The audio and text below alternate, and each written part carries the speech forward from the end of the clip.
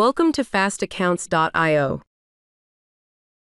New deployment in the assembly module of Fast Accounts. In this video, we will discuss the updates in the assembly module, where you can now create multiple finished goods within a single job and template. Let's first discuss the assembly templates. Log in and navigate to Templates under the Assembly section. Here you will find a list of previously created assembly templates. Click the Add New button to create a new template. Enter the template name. The update now allows you to specify the total quantity of raw material used in the template. You can select multiple finished goods within a single template. Enter the finished goods details and their descriptions. The quantity finished percentage calculates the proportion of finished goods quantity based on the raw material quantity specified above. You can also adjust the quantity after calculating the percentage if needed. If the multi-unit module is enabled, you can select the unit based on your requirements. The percentage cost of finished goods is calculated automatically. However, if you prefer to calculate the cost manually, you can select Manual in the Cost Percentage column.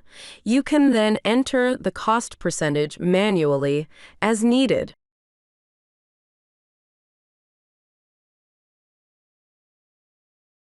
Next, select the raw materials, provide their descriptions,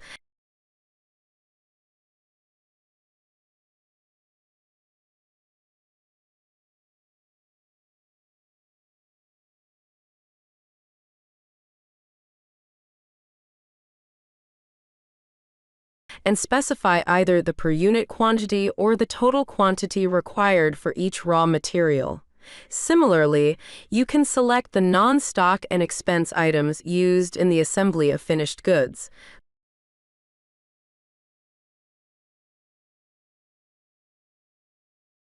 Click Save and Close to save the template. Now, navigate to the Jobs section, where you will see the listed jobs. To create a new job, click the Add New button. Select the template, or you can manually enter the details as discussed in the Templates section.